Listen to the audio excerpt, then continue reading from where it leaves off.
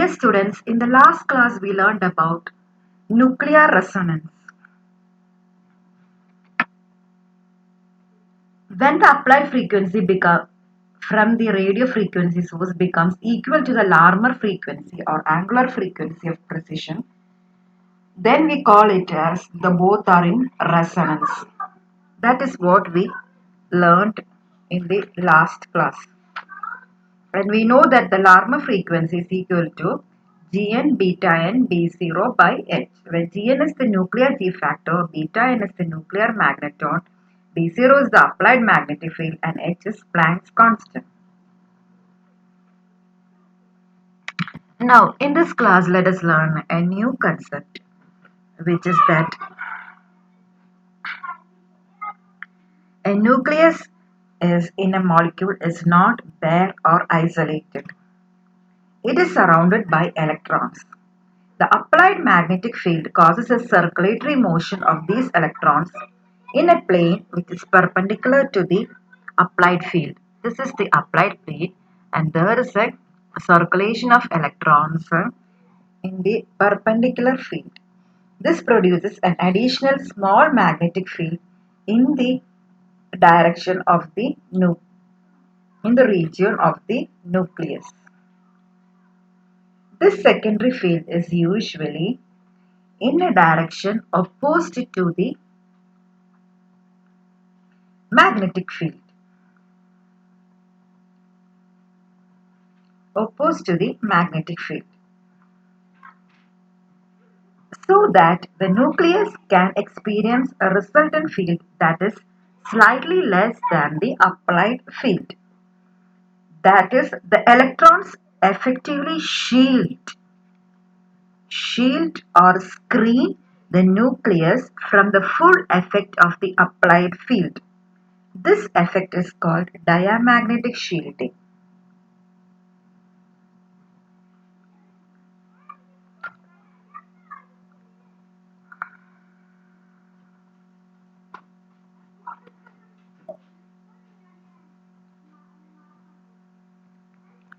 ഇത് എന്താണെന്ന് ഷീൽഡിങ് എന്താണെന്ന് നമുക്ക് നോക്കാം. ഷീൽഡിങ് എന്താണെന്ന് വെച്ചിട്ടുണ്ടെങ്കിൽ ഇപ്പൊ ന്യൂക്ലിയസ് ആണെന്ന് കരുതി കഴിഞ്ഞിട്ടുണ്ടെങ്കിൽ ന്യൂക്ലിയസിന്റെ ചുറ്റും ഇങ്ങനെ ഇലക്ട്രോൺസ് കറങ്ങുന്നുണ്ട്. ഈ കറങ്ങുന്ന ഇലക്ട്രോൺസ് ഒരു മാഗ്നറ്റിക് ഫീൽഡ് ഉണ്ടാക്കുന്നുണ്ട്. ആ മാഗ്നറ്റിക് ഫീൽഡ് എപ്പോഴും ആ മാഗ്നറ്റിക് ഫീൽഡിന്റെ ഡയറക്ഷൻ എന്ന് പറയുന്നത് ഈ oppose to the applied magnetic field ആണ്. ഇതാണ് അപ്ലൈഡ് മാഗ്നറ്റിക് ഫീൽഡ്. അതിന് എതിർവശത്തായിട്ട് ഈ റീജിയനിൽ നമുക്ക് വരുന്നത് കാണാവുന്നതാണ്. എതിർവശത്തായിട്ട് ഒരു മാഗ്നറ്റിക് ഫീൽഡ് വരുന്നുണ്ട്. അതിനെ നമ്മൾ ഇൻഡ്യൂസ്ഡ് മാഗ്നറ്റിക് ഫീൽഡ് എന്നാണ് വിളിക്കുന്നത്. Induced magnetic field. ഈ induced magnetic field applied magnetic ഫീൽഡിന് എതിരാണ്. അതായത് ഈ ഇലക്ട്രോൺസ് സ്ക്രീൻ ചെയ്യുന്നത് കൊണ്ടാണ്. അപ്ലൈഡ് മാഗ്നറ്റിക് ഫീൽഡ് അത്രയ്ക്ക് തോന്നുന്നില്ല. കാരണം എന്താണെന്ന് വെച്ചിട്ടുണ്ടെങ്കിൽ ഈ ഇലക്ട്രോൺസ് സ്ക്രീൻ ചെയ്യുന്നുണ്ട്. ഒരു മറ പോലെ നിൽക്കുകയാണ്, അല്ലെങ്കിൽ ഷീൽഡ് ചെയ്യുന്നുണ്ട്. ഒരു മറയാണത്. അതുകൊണ്ട് അത്രയ്ക്ക് ശരിക്കും നമ്മൾ അപ്ലൈ ചെയ്ത മാഗ്നറ്റിക് ഫീൽഡ് തോന്നില്ല ഈ ന്യൂക്ലിയസിന്. അതിനെയാണ് നമ്മൾ ഷീൽഡിങ് അല്ലെങ്കിൽ സ്ക്രീനിങ് എന്ന് വിളിക്കുന്നത്. അപ്പൊ ഇതിനെയാണ് സ്ക്രീനിങ് അല്ലെങ്കിൽ ഷീൽഡിങ് എന്ന് പറയണത്. ഷീൽഡിങ് ഇല്ലെങ്കിൽ നമ്മൾ അതിനെ ഡീഷീൽഡിങ് എന്ന് വിളിക്കും. അതായത് ഷീൽഡിങ് ഇല്ല, അപ്ലൈഡ് മാഗ്നറ്റിക് ഫീൽഡിന്റെ അതേ ഡയറക്ഷനിലാണ് മാഗ്നറ്റിക് ഫീൽഡിന്റെ ഡയറക്ഷൻ എങ്കിൽ നമ്മൾ അതിനെ ഡീഷീൽഡിങ് എന്ന് വിളിക്കും. അപ്പൊ ഇതാണ് ഒരു പുതിയ കാര്യം ഈ NMR പഠിക്കുമ്പോൾ കരുതേണ്ട ഒരു കാര്യം. അപ്പൊ ഇതിനെ നമ്മൾ കെമിക്കൽ ഷിഫ്റ്റ് എന്നാണ് വിളിക്കുന്നത്.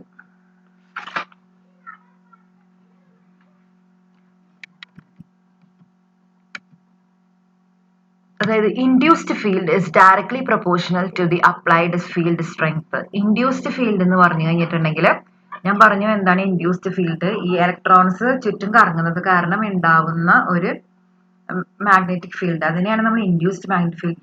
ഇൻഡ്യൂസ്ഡ് മാഗ്നറ്റിക് ഫീൽഡ് എപ്പോഴും directly proportional to the applied magnetic field ആണ്. അതായത് മാഗ്നറ്റിക് ഫീൽഡ് കൂടുതൽ അപ്ലൈ ചെയ്യുകയാണെങ്കിൽ ഇൻഡ്യൂസ്ഡ് ഫീൽഡും കൂടുതലായിരിക്കും. അപ്പൊ അതിന്റെ കൂടെ ഒരു കോൺസ്റ്റന്റ് ഉണ്ട്.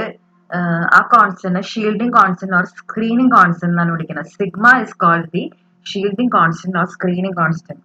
That is the induced field of the electrons which opposes the applied field is directly proportional to the applied field. That is B induced is equal to sigma B applied, where sigma is called the proportionality constant and is called screening constant or shielding constant. Now the effective magnetic field, namely the B effective, is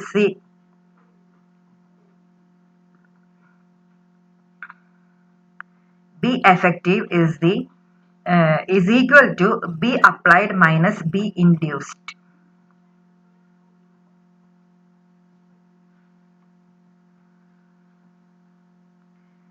That is B effective is equal to B0 into 1 minus sigma, where B0 is the applied magnetic field. ഇപ്പോൾ be applied ഇവിടെ B0 substitute ചെയ്യുന്നു, ഇവിടെ B induced എന്ന് പറഞ്ഞാൽ എന്താണ്, sigma B0 substitute ചെയ്യുന്നു. അപ്പൊ രണ്ട് സ്ഥലത്തും B0 വന്നു. അപ്പൊ B0 പുറത്തേക്ക് എടുത്തപ്പോൾ എന്തായി, B0 into 1 മൈനസ് സിഗ്മ എന്ന് പറഞ്ഞു. അതാണ് ബി എഫക്റ്റീവ്. അതായത് ന്യൂക്ലിയസിന് തോന്നുന്ന എഫക്റ്റീവ് മാഗ്നറ്റിക് ഫീൽഡ് എന്ന് പറയുന്നത് ഇത്രയേ ഉണ്ടാവുള്ളൂ. ഈ സ്ക്രീനിങ് ഒക്കെ കഴിഞ്ഞിട്ട് ബാക്കിയുള്ള മാഗ്നറ്റിക് ഫീൽഡ് മാത്രമാണ് ന്യൂക്ലിയസിന് തോന്നുള്ളൂ. അപ്പൊ B effective, the effective magnetic field that is felt by the nucleus is equal to B0, which is the applied magnetic field, into 1 minus sigma, where sigma is the screening constant.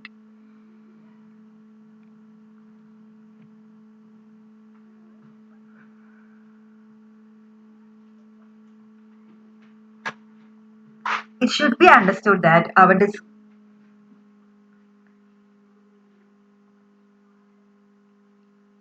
the field induced circulation of electrons in neighboring parts of a molecule, which can give rise to a small magnetic field which may either oppose the applied field, which is called shielding, or be in the same direction as the applied field and reinforce it, and that is called de-shielding.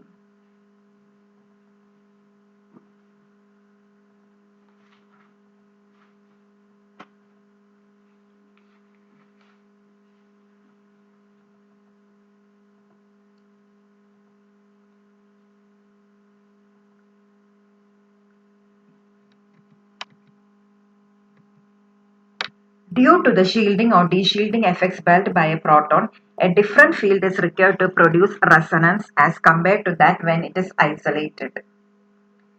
The more a proton is shielded, the higher the applied field required to produce resonance at a given frequency.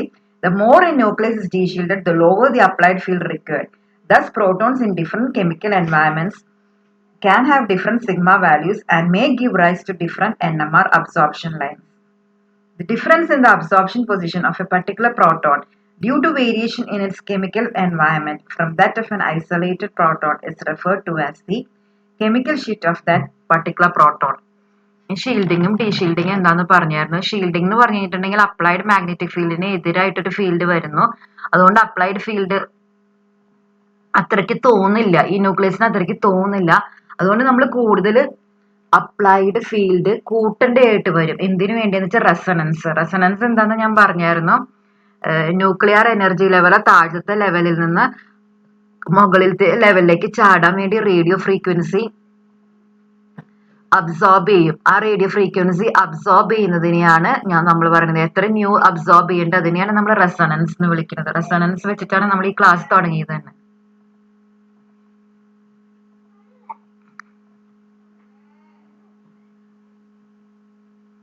Under the influence of the magnetic field, electrons bonding the protons tends to process around the nucleus in a plane perpendicular to the magnetic field. അതായിരുന്നു ഡീഷീൽഡിങ്. അപ്പൊ ഇനി അതുകൊണ്ട് ഷീൽഡിങ്ങും ഡീഷീൽഡിങ്ങും കൊണ്ട് പ്രോട്ടോണിന്റെ position മാറാൻ സാധ്യതയുണ്ട്. Position NMRൽ വരുന്ന സാധാരണ പൊസിഷന് ഒരു ബെയർ ന്യൂക്ലിയസ് എന്റെ പൊസിഷൻ ആയിരിക്കില്ല ഷീൽഡിങ്ങും ഡീഷീൽഡിങ്ങും കഴിഞ്ഞിട്ടുള്ള ഒരു പ്രോട്ടോണിന്റെ പൊസിഷൻ എന്ന് പറയുന്നത്.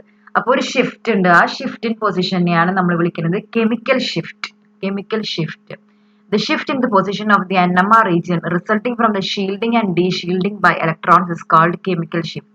When a proton is present inside the magnetic field, more close to an electropositive atom, more applied magnetic field is required to cause excitation, and this effect is called shielding effect. When a proton is present outside the magnetic field close to an electronegative atom, less applied magnetic field is required to cause excitation. ഞാൻ നേരത്തെ പറഞ്ഞത് തന്നെയാണ്, shield ചെയ്ത് കഴിഞ്ഞിട്ടുണ്ടെങ്കിൽ resonance നടക്കാൻ നമ്മൾ കൂടുതൽ magnetic field apply ചെയ്യേണ്ടി വരും. ഡീഷീൽഡ് ചെയ്യുകയാണെന്ന് വെച്ചിട്ടുണ്ടെങ്കിൽ ഈ മാഗ്നറ്റിക് ഫീൽഡിന്റെ ഡയറക്ഷനിൽ തന്നെയാണ്. അതുകൊണ്ട് നമ്മൾ റെസൊണൻസ് നടക്കാൻ വേണ്ടി അത്രയ്ക്ക് മാഗ്നറ്റിക് ഫീൽഡ് അപ്ലൈ ചെയ്യണ്ട. കാരണം രണ്ടും ഒരേ ഡയറക്ഷനിലാണ്. ഈ ഡയറക്ഷൻ നിങ്ങൾക്ക് ഇവിടെ നിന്ന് കാണാൻ പറ്റും, കണ്ട ഇത് മാഗ്നറ്റിക് ഫീൽഡിന്റെ ഇതേ ഡയറക്ഷനിൽ അപ്പായിട്ടാണ് ഇരിക്കുന്നത്. ഇവിടെ നോക്കിക്കേ, ഈ ഭാഗത്തൊക്കെ ഡൗൺ ആയിട്ടാണ് ആരോ മാർക്ക് ഇരിക്കുന്നത്.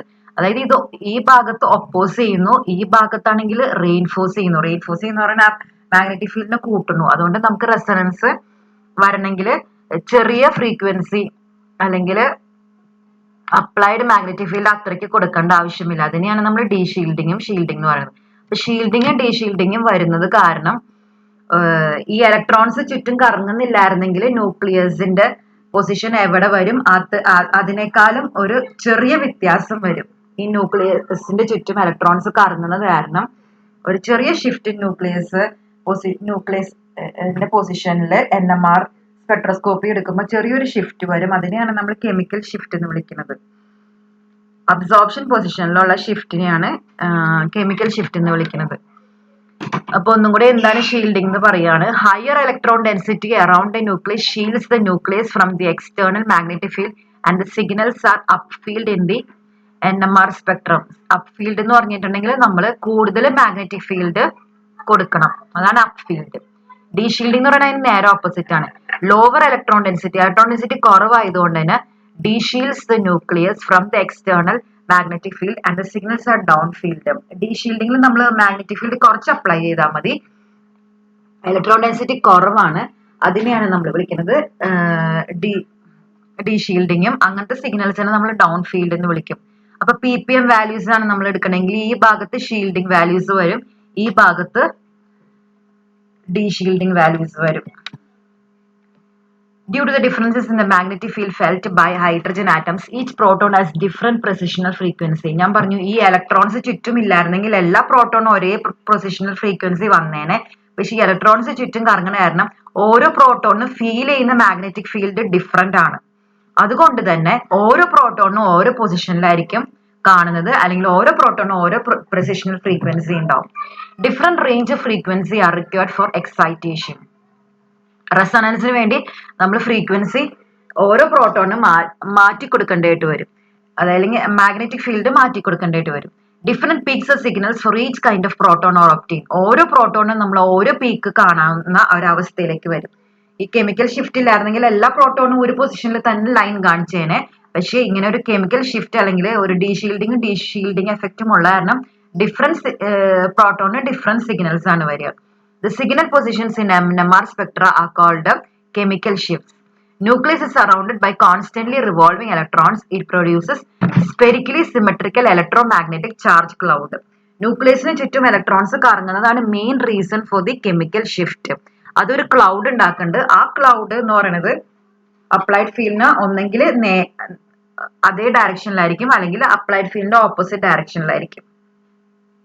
When magnetic field is applied, electron charge clouds circulate in a direction to produce induced field which is opposed to the applied field. Induced field shield the nuclei from the external field. Induced field ഉള്ള കാരണം ന്യൂക്ലിയസിന് അത്രയ്ക്ക് magnetic field തോന്നാത്തത് കാരണം നമ്മൾ കൂടുതൽ magnetic field apply ചെയ്യേണ്ടതായിട്ട് വരും. ഞാൻ already പറഞ്ഞതായിരുന്നു. ഇനി നമുക്ക് ഷീൽഡിങ്ങും ഡീഷീൽഡിങ്ങും കാരണം ഓരോ പ്രോട്ടോണിന്റെ പൊസിഷനും ഡിഫറെന്റ് ആയിരിക്കും എന്ന് ഞാൻ പറഞ്ഞു. The magnitude of separation of the absorption position of a particular proton from that of a reference proton is called chemical shift. ഞാൻ പറഞ്ഞു ഐസൊലേറ്റഡ് ആയിട്ട് ഇരിക്കുന്ന ഒരു പ്രോട്ടോണിനെക്കാളും ഡിഫറെന്റ് ആയിരിക്കും എന്ത് മറ്റുള്ള പ്രോട്ടോണിന്റെ കൂടെ ഇരിക്കുന്ന ഒരു പ്രോട്ടോണിന്റെ സിഗ്നൽ എന്ന് പറയുന്നത്. അപ്പൊ ഇത് നമ്മൾ എത്ര ഷിഫ്റ്റ് വന്നു എന്ന് അറിയണമെങ്കിൽ നമ്മൾ എപ്പോഴും ഒരു റെഫറൻസ് സ്റ്റാൻഡേർഡുമായിട്ടാണ് കമ്പയർ ചെയ്യണത്. അപ്പൊ റെഫറൻസ് സ്റ്റാൻഡേർഡ് ആയിട്ട് നമ്മൾ സാധാരണയായിട്ട് എടുക്കുന്ന മോളിക്യൂൾ എന്ന് പറയുന്നത് ടെട്രാ മീഥൈൽ സിലൈൻ എന്ന് പറഞ്ഞ മോളിക്യൂളാണ്, TMS എന്ന് പറയും. അപ്പൊ അതാണ് TMSന്റെ പൊസിഷനിൽ നിന്ന് എത്ര മാറി മറ്റുള്ള പ്രോട്ടോൺസ്, അതാണ് നമ്മൾ അളക്കുന്നത് അല്ലെങ്കിൽ മെഷർ ചെയ്യുന്നത്. അതിനെയാണ് നമ്മൾ കെമിക്കൽ ഷിഫ്റ്റ് എന്ന് പറയുന്നത്. that is the magnitude of separation of the absorption position of a particular proton from that of a reference proton is called the chemical shift. അതിനെയാണ് നമ്മൾ chemical shift എന്ന് വിളിക്കുന്നത്. അപ്പൊ ഇതാണ് നമ്മുടെ റെഫറൻസ് ആയിട്ടുള്ള മോളിക്യൂള്. ഇതിൽ നിന്ന് എത്ര നമ്മുടെ പ്രോട്ടോൺ മാറി നിൽക്കുന്നുണ്ട് അതാണ് നമ്മൾ അളക്കുന്നത്. അതിനെയാണ് നമ്മൾ കെമിക്കൽ ഷിഫ്റ്റ് എന്ന് വിളിക്കുന്നത്. ഇപ്പൊ ടെട്രാമീഥൈൽ സിലൈന്റെ പ്രത്യേകത എന്താന്ന് നോക്കാം. ടെട്രാമീഥൈൽ സിലൈൻ എന്ന് പറയുന്ന ഇന്റേണൽ റെഫറൻസ് കോമ്പൗണ്ട് ആണ്. A small amount of it is added to the liquid sample before the NMR spectrum is recorded.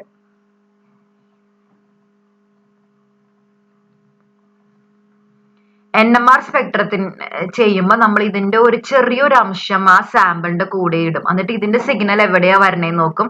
അതിൽ നിന്ന് നമ്മൾ നോക്കുന്ന സാമ്പിളിന്റെ സിഗ്നൽ എവിടെയാണെന്ന് വരുന്നേന്ന് നോക്കും. എന്നിട്ട് ആ ഷിഫ്റ്റിനെയാണ് നമ്മൾ കെമിക്കൽ ഷിഫ്റ്റ് എന്ന് വിളിക്കുന്നത്. അപ്പൊ നമ്മൾ എന്തുകൊണ്ടാണ് ടെട്രാമീഥൈൽ സിലൈൻ എടുക്കാനുള്ള റീസൺ എന്ന് പറയുന്നത് ഇറ്റ് ഇസ് കെമിക്കലി ഇനേർട്ട് ആണ് and miscible with a large range of solvents.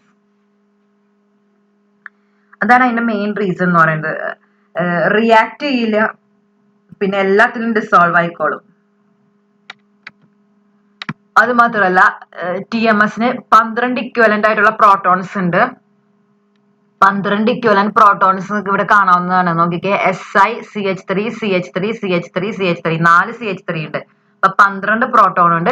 12 പ്രോട്ടോണിന്റെയും chemical environment എന്ന് പറയുന്നത് സെയിം ആണ്. നിങ്ങൾക്ക് ഈ നോക്കിക്കഴിഞ്ഞിട്ടുണ്ടെങ്കിൽ എന്താ ഈ CH3 പോലെ തന്നെ EH3 പോലെ തന്നെയാണ് EH3 പോലെ തന്നെയാണ് EH3 പോലെ തന്നെയാണ്. അപ്പൊ 12 പ്രോട്ടോണും ഒരേ എൻവയൺമെന്റിലാണ് ഇരിക്കുന്നത്.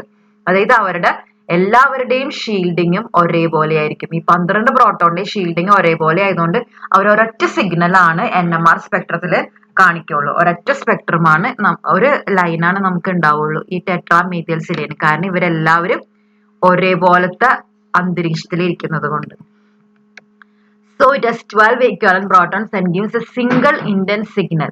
It is chemically inert, it has low boiling point, it is volatile, can be easily recovered from any sample and is soluble in most organic solvents.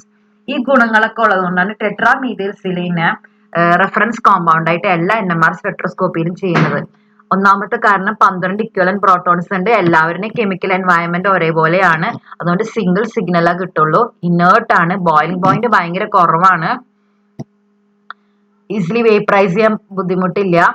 പിന്നെ ഏത് സാമ്പിളിൽ നിന്ന് പെട്ടെന്ന് നമുക്ക് മാറ്റിയെടുക്കാൻ പറ്റും, നമുക്ക് വേണ്ടെങ്കിൽ ഇങ്ങനെ മാറ്റിയെടുക്കാൻ പറ്റും. പിന്നെ എല്ലാ സോൾവെന്റിലും അത് ഡിസോൾവ് ആവുകയും ചെയ്യും. ഇനി it absorbs at a field higher than most types of organic protons and its resonance signal can be easily recognized.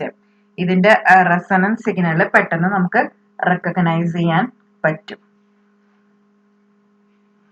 Now in the next class we will discuss about the mathematical measurement of chemical shift. Chemical shift എന്താന്ന് മനസ്സിലായി. ടെട്രാമീഥൈൽ സിലൈനിൽ നിന്ന് ബാക്കിയുള്ള പ്രോട്ടോൺസിന് അബ്സോർപ്ഷന്റെ signal എത്ര വ്യതിചലിച്ചിട്ടുണ്ടാവും അതിനെയാണ് നമ്മൾ chemical shift എന്ന് വിളിക്കുന്നത്. അതെങ്ങനെയാണ് നമ്മൾ മെഷർ ചെയ്യണത്, അത് മെഷർ ചെയ്യണ വാല്യൂസ് ഏതൊക്കെയാണ് നമുക്ക് അടുത്ത ക്ലാസ്സിൽ നോക്കാവുന്നതാണ്. Okay, thank you.